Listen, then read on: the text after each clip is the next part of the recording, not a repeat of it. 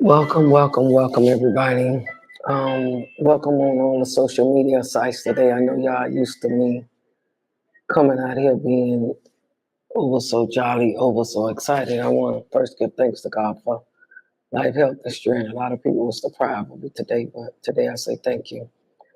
We're doing a special podcast today. Every week I have guests on my podcast, and every now and then I am redirected by this little still voice in me. And his big name is God and Jesus Christ, who deviates me sometimes from my own plans to do his plans. And I want to do his will and his way according to his word. So today on this segment, I kind of detoured another guest today because I had a very deep topic that is very dear to me to talk about today. And I call my team of people and I say, this is what God laid on me. So today I'm pushing myself beyond my limits. Today I'm not feeling 100 because this topic has really have pressed on me. And the topic basically is us dealing with our self-esteem.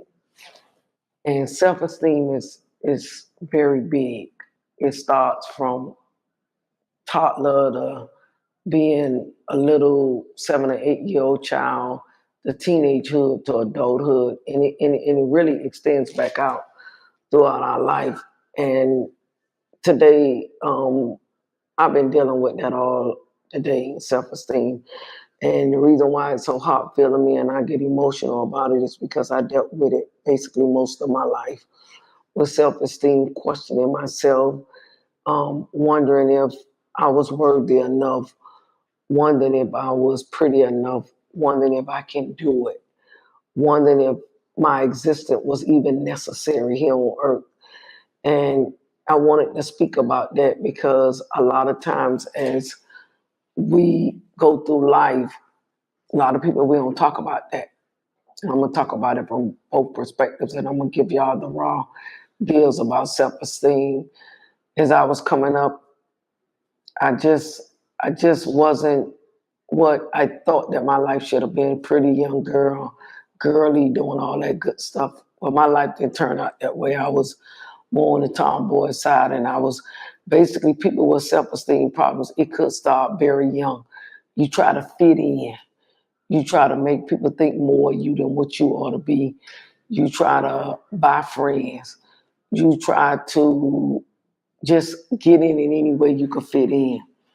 And the reason why that bothered me because I'm a little older in my middle age 50s, and when I was coming up, I always dealt with that, and I never really faced my issues with that.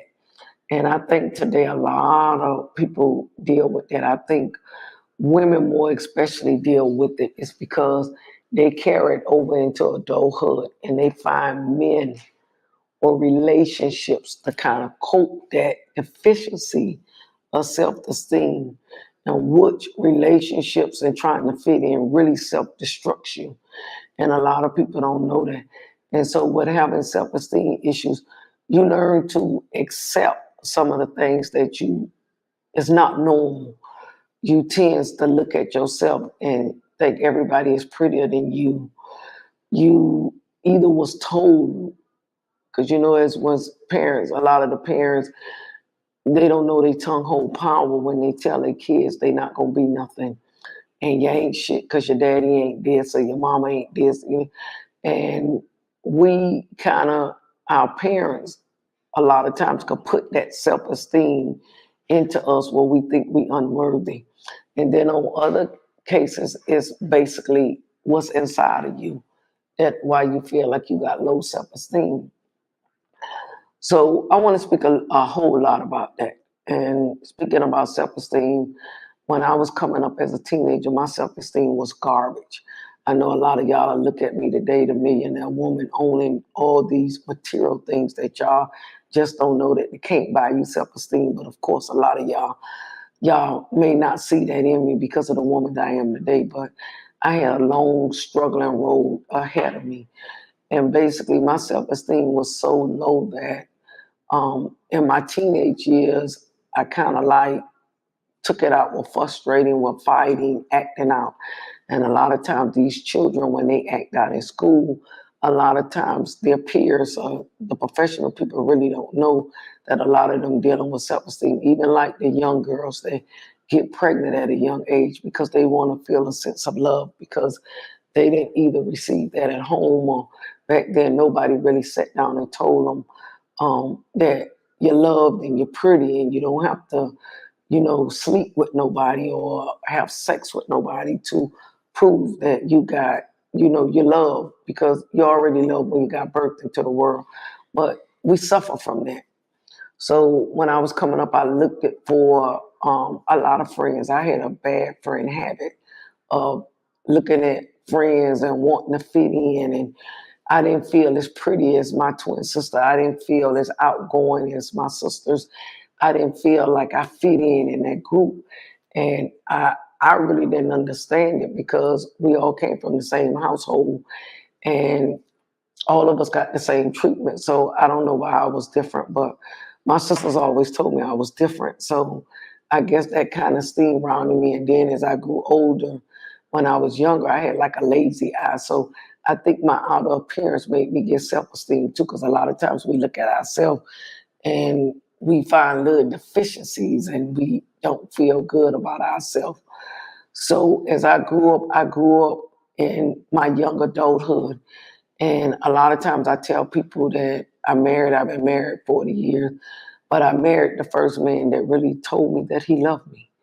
I married the first man and I got with him because I think he cared about me. And I'm not saying today that he didn't care about me. I do believe he did. However, my self-esteem was low, so I accepted the first thing that came.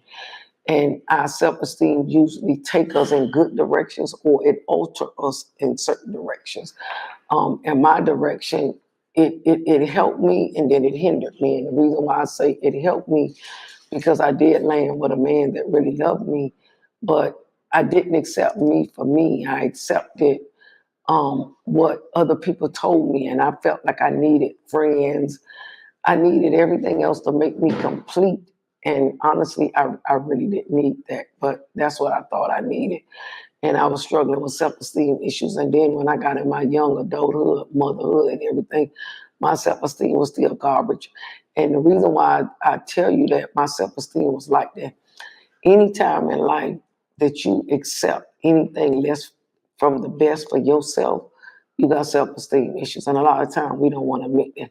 When I say self-esteem issues, like relationships, when you know the person that you're with, whether it's in a relationship, friendship, or marriage, and you accepting them treating you the way that you know is wrong or is unacceptable, you got self-esteem problem. And one of the things are we love the person more than we love ourselves. And that's a deficiency because besides God, you should love nobody more than you love yourself. And when you got self-esteem problem, you wanting love, you want acceptance. So you will accept that or you will gravitate to stuff that you want to kind of like band-aid it. Well, he did this or she did that, but it's okay. I know it ain't right. No, if your self-esteem was high, you would not accept that. So with me, mine was very poor. And I went through a lot of life, going to college, doing some military life. And I did all these facets in life. I'm talking about getting married, having my children, going to college, doing military life, opening up funeral homes. And my self-esteem wasn't where it needed to be. And I think people need to make more awareness of that. It's because that's why people head in different directions. And I thank God that God had his hand on me and he did bring a good mother in my life and positive stuff in my life to keep me from going down the wrong path. Because most of the time when people have low self-esteem, they go to friends and the friends may say, come on, let's go try this. and it be drugs, and sometimes people get hooked. Sometimes people get in promiscuous relationships, and they accept that because they feel like that's love. Um, when a man hit a woman, I went through that. I went through a lot of domesticated stuff in my marriage, and I had low self-esteem. And so I felt like, oh, he came back and he apologized. That's unacceptable. And all of that is because you got low self-esteem. Because if your self-esteem is where it needed to be, you wouldn't accept that kind of abuse. You will want more for yourself than anything else. So I went through a lot of my young life, a lot of my young adult life, and I dealt with that self-esteem. And then when I had my daughter, I always used to promise God that I will make sure that my daughter will be so high on self-esteem, can't nobody tear down. And I instill that in my daughter today, but me coming up, I wrestled with that a really long time. And I finally had somebody that came into my life, and they actually said these words to me: do you really know who you are? Do you really know what your worth is? Do you know you're a beautiful person inside and out? And I had somebody to minister those words to me. And when they minister, they kept ministering. And then I used to sit back and say, really? Am I really that pretty? Am I really that way? And I used to kind of question myself, because over the years, I beat myself up because of self-esteem. I look back on my life now. If I had the sense that I had now, a lot of the stuff back then, I might not even be married, because I wouldn't have took nothing back then what I know right now. But of course, I guess that's the path that God had for me. But self-esteem is so important.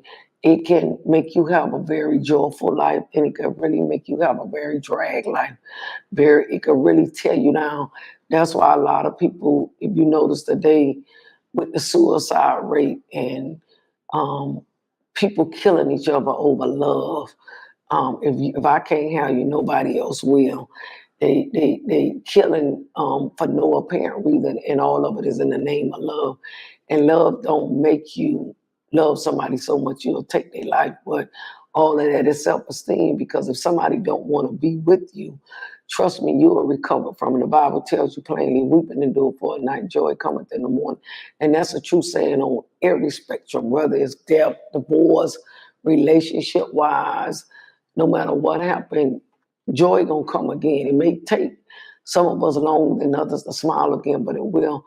But our young women, especially, that I like to gravitate to, because we really need to look inside ourselves and start accepting what we accept from men, just to hear the word, I love you. Just to hear that I got you. Because when people say they got you, they ain't gonna hurt you. And they're not gonna think down on you.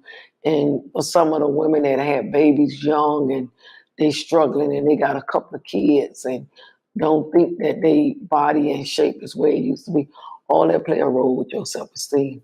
So at being in my early 50s, I overcame it. But from being a child to age about 50, in my early 50s, I struggled with self-esteem to the core. It used to give me suicidal thoughts at times, and it gave me thoughts of not wanting to be here. I'll be better off dead. There's no existence for me.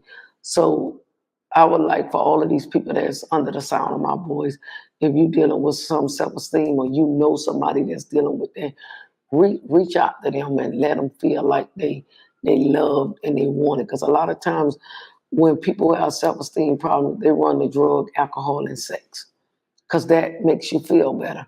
When you dealing with issues in life, most people drink, and they start off with a drink and then they become alcoholic. Most people start off with drugs, think they can handle it, and they can't.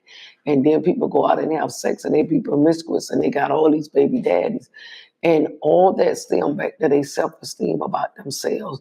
Or some man or some woman told you down with your self-esteem. They probably told you that, I've heard some women say your man told them that ain't nobody gonna want you but all them children, and you ain't gonna be nobody.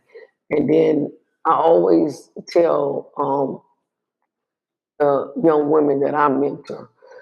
And I really believe it's from the core of my heart. And it may not come out the right way, but if you don't have shit, you're going to take a whole lot of shit.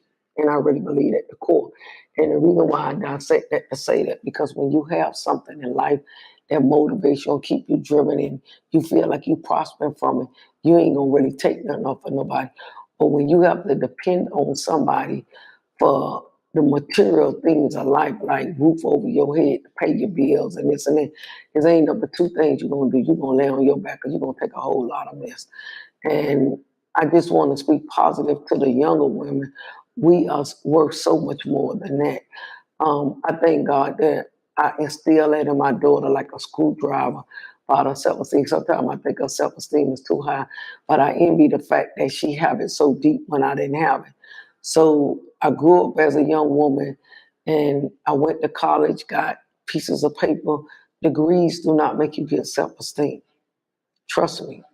Material stuff do not give you self-esteem. It make you look good on the inside, but it makes you feel good, look good on the outside, but in the inside, you wrestling with the principles and the things in life that you're dealing with. And I think a lot of times we sober up, like I say, with drugs, alcohol, and sex. And nowadays, since social media is so hyped up, we use social media as a facade, like to make people think we got all this material stuff that honestly, at the end of the day, it doesn't even matter. If you don't have peace in your heart and grace from God, it's nice to have, but it means nothing. So I dealt with that all of my, like I say, getting up in the 50s, and I just had people, somebody special in my life to mentor that to me, like, you beautiful, you pretty, you this, you that. And it wasn't a man that told me that. It was somebody that I kind of like had confidence in. They shared with me and they kept telling me like, oh my God, I would have never thought in a million years. I had one lady to tell me, I would have never thought in a million years you had self-esteem problems. And how she knew I had self-esteem problems, I never told her. What she did, she was watching my actions and watching the behavior that I was accepting and the things that I was going through. So she said, wow, I would have never understood that or never thought that. But that's why I'm here to tell you that materialistic stuff and things of the outer appearance, it does not define you. I mean, people struggling with inside hidden things inside of them. So self-esteem is very important. I think that people need to talk about it. And I was speaking with Ms. Foster because she deals with people with a lot of mental health issues and stuff like that.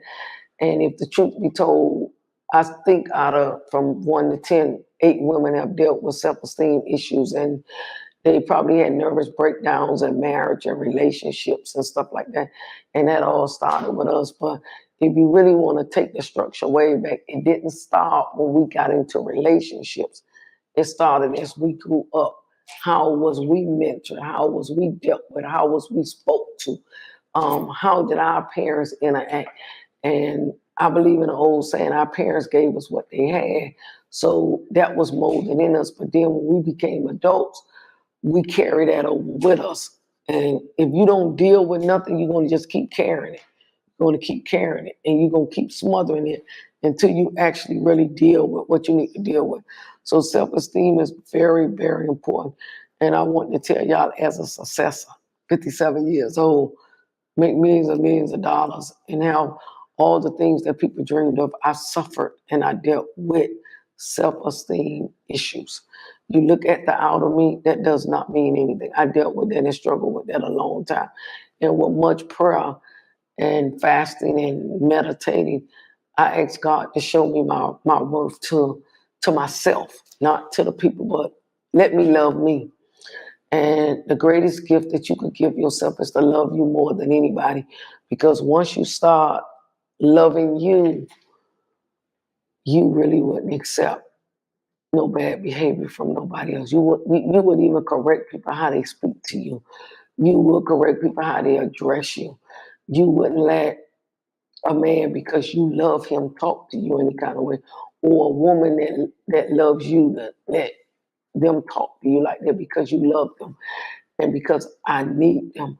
And I like something I heard Judge Toler say, a man should never be, a man should be an option. He should never be a definition.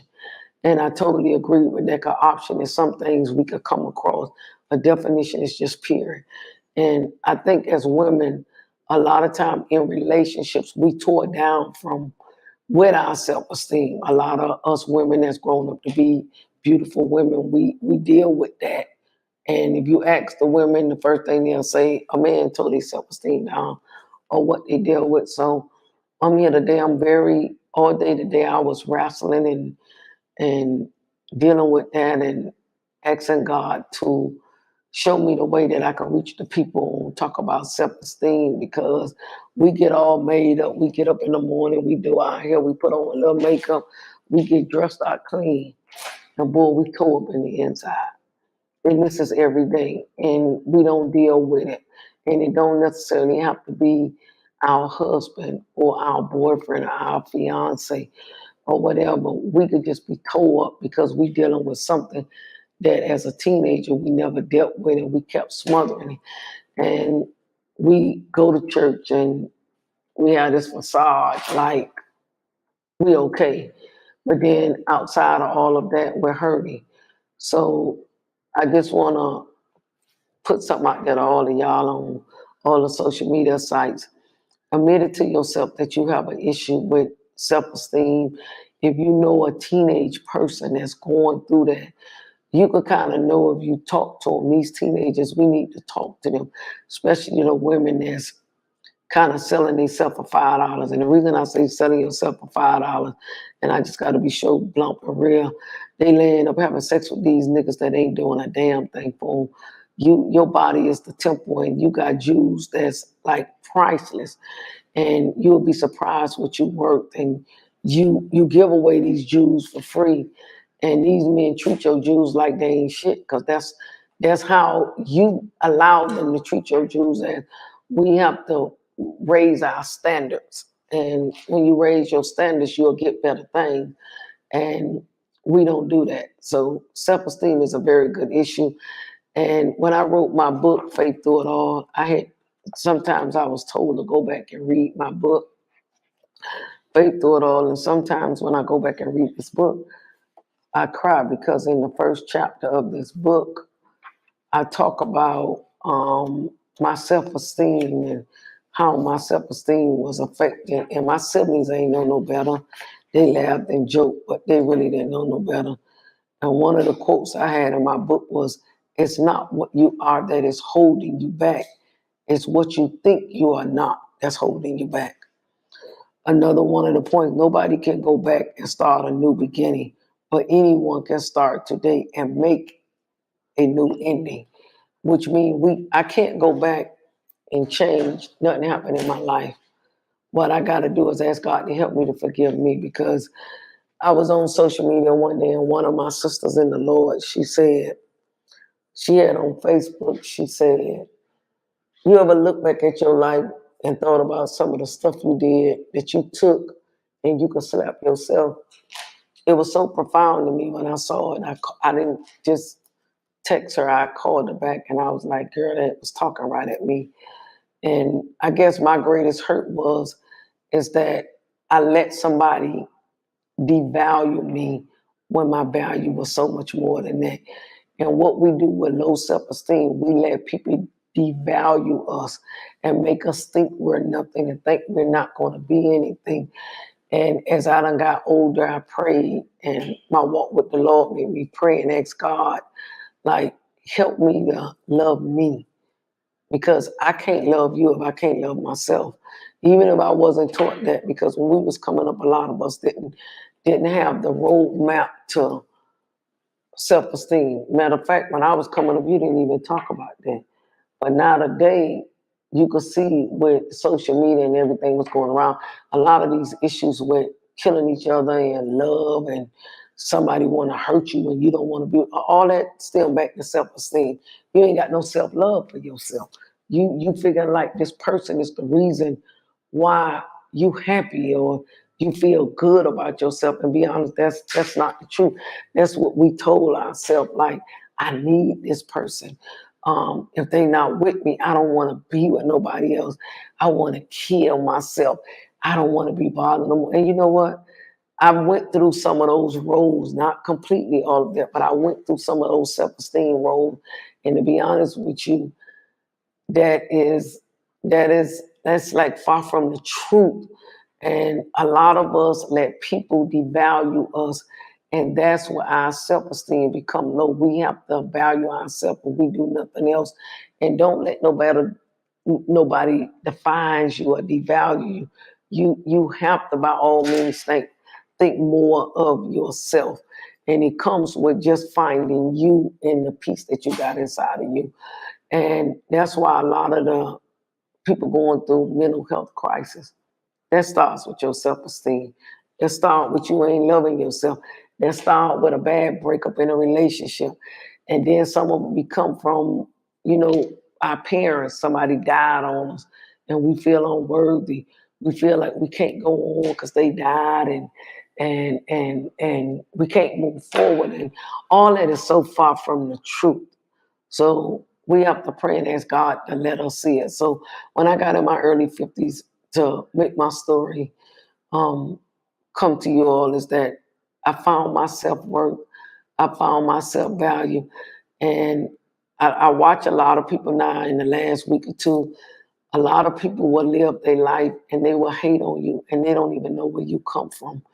I've gotten a lot of calls and a lot of people been telling me people don't like me, and I look at them, and you know what? I feel a hell sorry for y'all, because anybody that know me, you know I don't owe you, because I don't owe nobody but the mortgage company.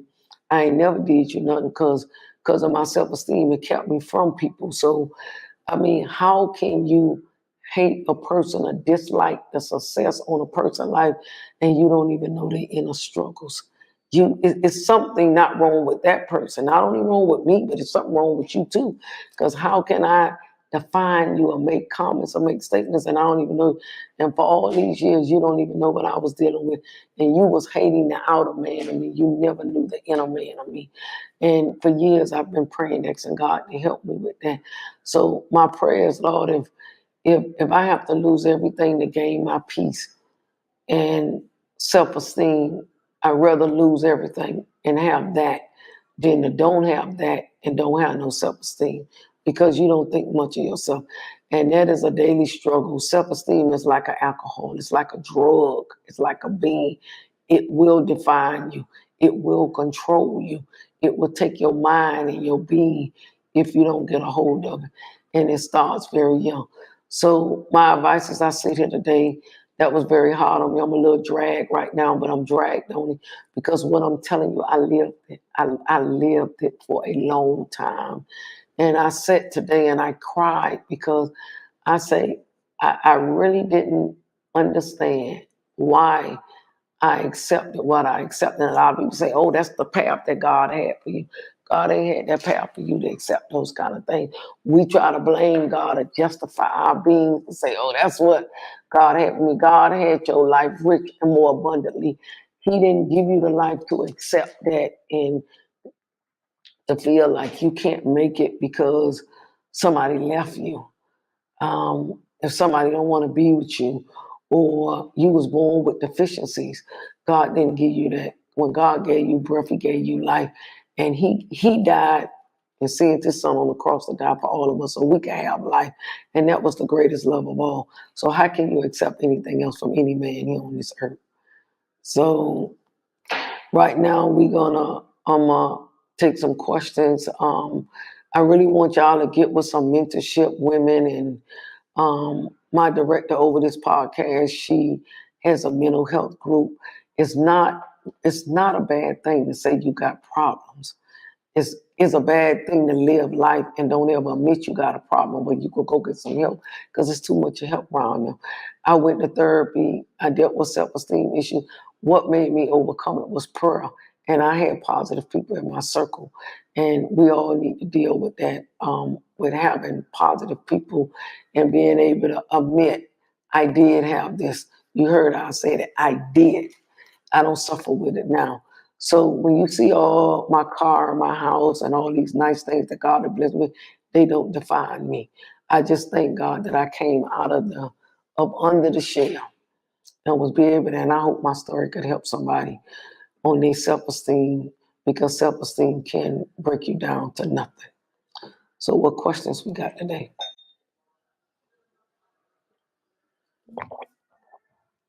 How can I find someone that will help me with my self-esteem? Mm, well, it's to me, what I say to young women, be around somebody that's not in competition with you, because a lot of time us women, we're always trying to tear each other down. And self-esteem run big with women. And we basically are the type of people we want to find somebody to validate us. So I would suggest that you pray first, and God put you in the company of people that could add to you. Ain't in no competition. If you go buy Mercedes Benz, I ain't trying to go compete against you with a car or anything like that. Get somebody that understands, and most importantly, I would get somebody that been through it, because you can't give me a story unless you've been through a story. So, and go to counseling, because counseling help. Like I told y'all, I'm supposed to deal with mental health issues, and you'll be surprised to tell your story. And that's what a lot of us women need to do, is start telling our story so we can kind of help somebody. So surround yourself. Surround yourself. So, what activities can I involve myself in that will help me with my self-esteem? Well, with me, one of the things was I started listening to real positive music. I listen to very positive music. I do a lot of positive reading, motivational listening. Um, and basically, you got to find out what you're running from, first of all. Like me, a lot of times when I was dealing with self-esteem issue, I bought things like a lot of women, we feel like our body ain't right. I'm the queen of it. I had 6 plastic surgeries. I fixed my teeth. I fixed everything that I thought was wrong. Basically, wasn't nothing wrong with it, is what I thought what was wrong with it. So the exercise I say is find out something that you don't have to pay for, that give you peace. Find something that you cannot purchase that will give you peace. Because some things in life that you can't buy that will give you the greatest peace. So me, I like to listen to music. I like to read, and put positive stuff in my ear. So, I constantly feel like I'm not good enough. How can I change that thought? Like I'm not good enough. You got to go back and find out what broke you to make you feel that way. For me, I told you when I was little, I was born with 2 cross eyes. I think that was the beginning of my self-esteem, because I saw that I was different from other kids. Why the hell their eyes looking straight and mine going like this, like this? So right then and there, I couldn't even identify with self-esteem, but I identified that I was different. So I grew up with that, and then I grew up with Bucky T, and I had all probably some good things, but those 2 big things stood out. So now we in the 21st century. I have 2 eye implants. I got X-rated vision, by the way. So I would say basically defined where you got broken at. You can't never fix nothing if you don't find where you was broken. That's like with me when I was healing. I said that the lady ministered to me. I had to go find out where I was broken. And I had that door closed for a long time because I didn't want to open it. And I never found healing until I really admitted that that's what really broke me. And what hurted me more is that I allowed, because it was the individual that broke me, I allowed him to define me, and that took it. So you got to go back where you're broken at and try to heal from that. You'll never be able to fix what happened, but you will be able to define what got you off track and just try to get back on track with it. That's one of the main things. Favorite saying that motivates you for self-esteem? I don't let nobody tell me I can't do it. I mean, I told y'all on this podcast, don't nobody tell me no but God. Now people do tell me no literally, but I don't accept their no. Only know I accept is God. So I don't let people since I got my self-esteem, I don't raise my bar, my standards. I use, for example, if my husband started talking loud, I look at him and ask him who he talking to. That ain't the way you talk to people.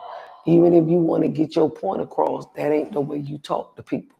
And sometimes you have to talk to people and let people know that that's not acceptable the way you talk to me, the way you doing me. And then you give. I don't have no tolerance now, but back then I'll give you a chance to correct it. Once you don't correct it, then you don't respect me as a person, and anything that don't respect you does not deserve your space nor your energy. If they don't respect you, they don't deserve your space and your energy. And a lot of us women, we got to love ourselves. Stop thinking a man defines you. Stop thinking a man make you feel like you pretty and you this and that. That's why we go in there and get all this cosmetic stuff. When I did my cosmetic surgeries, all 6 of them, you trust me to believe it was never for my husband. Never. I would never do nothing for a man to think most of me, because you can do all of that and then he'll still treat you bad anyway. That lie within, whatever you do it for you, not for nobody else. Why do I always feel fake? I think people feel fake because they know what they're doing. And like I was just talking to my team the other day about how social media come out there and they want people to think the world of you. You gotta be kidding that you will go in Gucci, Louis, Prada, Chanel and buy stuff and it ain't real. Or you got to go rent a car, you got to go rent a house, you got to be fake for somebody to think good of you. You got a sickness inside of you. You really need some therapy and you need to check your self-esteem, because I would never live a life that I got to get all that to make you think good of me. Because at the end of the day, when you by yourself, where's your peace? You still, once you do fake, you got to keep it up. Keep it up, keep it up. Just be you and ask God to fix you and let you love you. And once you love you, you wouldn't care how nobody, you wouldn't give a damn how nobody think of you. They could think good, they could think bad. You could think about Jesus. He died for you.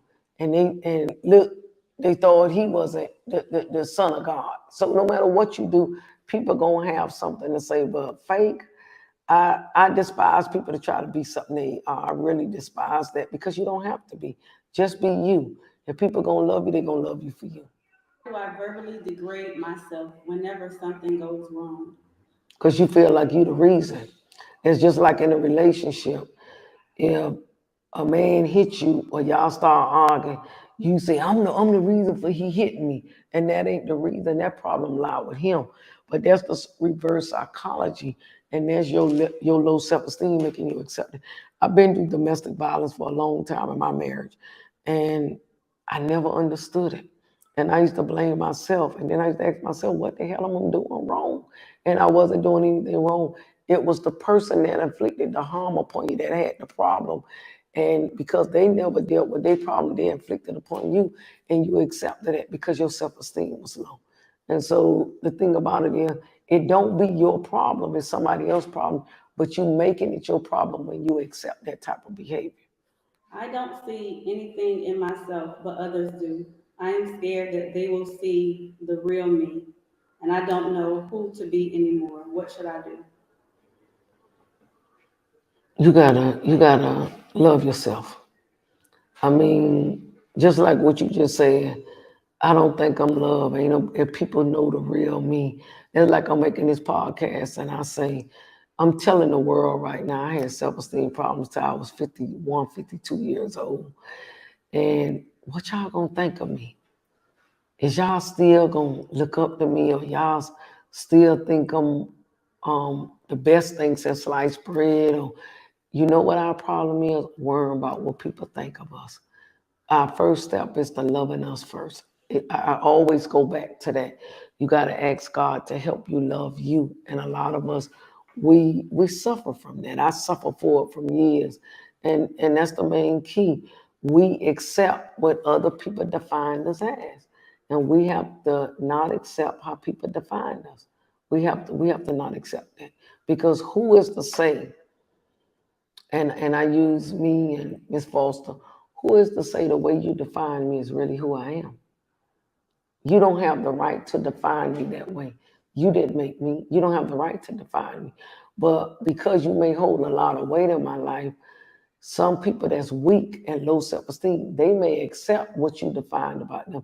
But if I got high self-esteem, I'm gonna look at you and like I say, I don't see that way. I see myself as this young, beautiful entrepreneur trying to do the right thing and trying to change. Now, am I perfect? I'm far from it. But I'm gonna start challenging you on the way you see me. And first of all, when you deliver, you're not really gonna give a damn how anybody see you, but God. That's the only person you're gonna care how I see you. As long as you line up with him, that's it. Because all of us got hidden demons that we dealing with, that we fighting, or a thorn in our side, like David said. All of us have that. It's just you gotta deal with it. And that self-esteem can't be in the way of that. All of us deal with that issue. How can I learn to love myself after he cheated on me with someone younger, thinner, and without a child? Well, first of all, I want y'all women to know, don't never think a woman take a man from you. Ain't no woman take no man from you. His ass wanted to go. All them lies he told, just like he left you for her, he gonna leave her for somebody else. My grandmama used to always say, you think the grass green on the other side, and when you get over there, it ain't that way. Basically, he left you because he thought that was also better because he sold her a dream. He told her, my wife ain't doing this, she ain't sleeping with me, she ain't cooking for me, she ain't washing. And baby child, you know, the only reason I'm staying there with her because I'm trying to wait till my children to grow. That's a bunch of bullshit. They tell you that because they're trying to get in you. Basically, they're trying to sleep with you. They're trying to make you fall for the okie dokie. And a lot of women, we fall for that. We become the other woman, or we become the second part of that because we just want as a man. And men are not very smart, but they make us think they're smart, and they do be smart because they outsmarted you. Because if a man leave you and you got a child and you go, I even looked at my first sketch, Tanisha Williams. She is a mogul now in the field of brokerage, and she had a baby young. Just think if she would have accepted the defeat of a man leaving her with a baby. She was in college with a baby. So what you tell that nigga, kick rocks. And what you do is tell yourself, okay, this is the deck that I was dealt. He walked out, I got a baby, but how can I make that better? So what you as an individual, as a woman or man, what you got to do is tell yourself what I got to do to make myself better. I got to take care of child now. I got to go out there and make it happen. And be honest with you, look around you, 90% of the women is out there raising their kids by themselves. So what you got to do is make it. Your greatest revenge to him is to let him see he done walked out and you still surviving. I told you, a man should be an option, not a definition. You should not have to put up with all, and let them walk. Because sometimes when they walk, that type of love, I call it infatuation, that they go into the other woman with, that's just infatuation. Because everything look good in the beginning. You could kiss all night, you could sex all night, you be kicking on the phone all night like this, want to hear the voice, you want to do all that. But that newness gonna wear off. It's just like a car. Like my son told me when I first got my car, I was riding it every day. When that car got old, he stopped even washing it like he normally would do. It's going to get old. How you find out real love is let it endure and test the waters. Let them go, let them walk. Just keep praying and asking God to keep you strong. That's what I say. That's why I got a prayer life, because I just ask God, yet though it hurts you, all hurt ain't bad hurt. It may hurt you then, but later on you're going to be like, oh my God, I see why God allowed me to go through that, because look where I'm at now. Because everybody ain't going where God could take you. So all hurt ain't bad hurt. Obsessed over how I look. Does this fall under my low self-esteem? No, I think you're just trying to prove it to yourself that you just pretty, because you want people to think that way of you. Because if you the only one thinking, there's something wrong with it. You should not. It's good to be your own cheerleader, but you shouldn't have to validate yourself. Like I was telling Miss Foster the other day, that video I made, Good Morning, Beautiful. You know, beauty comes within. You got to feel it within. If you got to be thinking you the prettiest thing and you the only one think about that, you trying to convince yourself of something. that you don't want to admit. Because if you got to admit that to yourself and drill it to yourself, there's something wrong with that picture. Because guess what? That's your pretty. That ain't everybody pretty. So, what's the difference between self-esteem and self-confidence? I think self-esteem is believing in yourself. I think that's what self-esteem is. Believing in yourself. And a lot of times at a young age or a middle age, that self-esteem is taken from us. It's broken. It could be by parents' relationship. It could be by any means. It could be an illness. It could be anything that takes away from what you thought you should be self-esteem. Self-confidence is just being sure. And that's what I tell people on my podcast all the time. I'm not cocky. I'm not arrogant. I'm not boastful. I'm just confident. And it took me 52 years to get confident. And I'm confident that what God has put inside of me, you could take anything else from me, but you can't take my mind. So it's confidence. It's being sure that no matter what, it's like having faith. You know, if you got faith, God gonna carry you through it. Confidence is like that, being sure no matter what, I could do this thing. Being sure for yourself. One more question.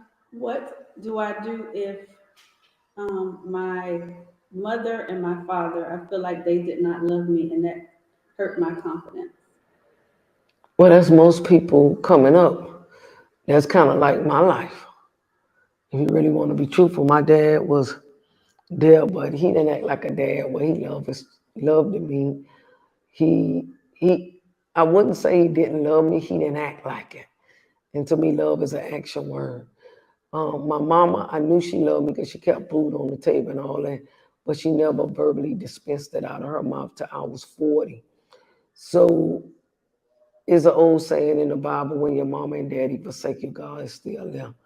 It's just being able to love yourself, because at the end of the day, when you lay down at night or you in a room, I think about the man that made Apple, Steve Jobs, on his dying bed. Listen to his death words. You may not have mama, you may not have dad. Now, Steve Jobs was a billionaire. Y'all know he had been at Apple. He was he was brilliant in mind. Didn't even have a college degree. Am I correct? He just was brilliant. And on his dying bed, he said, when you all alone, you got to find yourself. And that's what I would tell people, that when I was coming up, most of y'all young people today, maybe y'all 20s or 30s, y'all hear the word I love you more. But back in the 50s or the 60s, parents didn't tell you that. So what do you do when you don't hear that? You most of the people, they went through other means of finding love. That's why crack cocaine was so big in the 80s, and alcohol was so big in the 60s and the 70s, because people drank themselves from their problems. They got high, and when they get high, they don't think about their problems. Then they get up. It's just all about just loving yourself and just holding on to what you feel inside of yourself. It's something you can't define. It's just something you have to admit to. In other words, whatever deficiencies that I see in my life, I ask God to help me to see them in a more positive manner.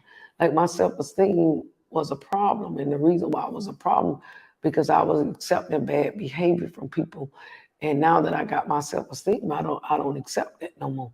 So it's just all about how you define you. You should think you the biggest thing to you. I tell people this is the order in anybody's life. God is first, then you.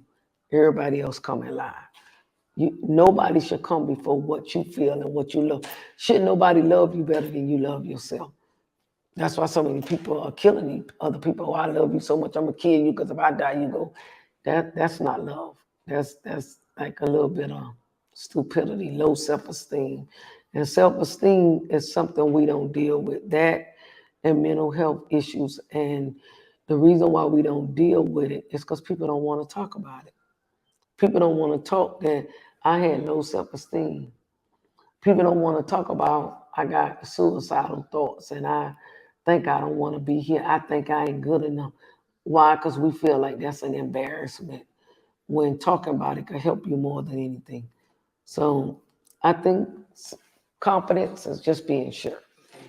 Thank y'all for joining in on this podcast. This podcast was kind of like very emotional. As y'all know, I wasn't all made up. I usually come on here very jolly. This was so very personal and so real to me. And I want y'all to kind of like really listen to this message on self-esteem and mental health issues. And if by chance, after the podcast is over, we will put resources on the podcast and on my web page that you could be able to reach out to the necessary places if you're dealing with any of these other issues. And by chance, if you don't have, sometimes when we're dealing with self-esteem issues and suicidal, we don't really have anybody to talk to. At least we feel like we can't talk to. I just want y'all to know my ears are always here. My heart is always with you. And remember, I want you, if you know nothing else or you do nothing else, always know, don't never let nobody tell you you can't do it.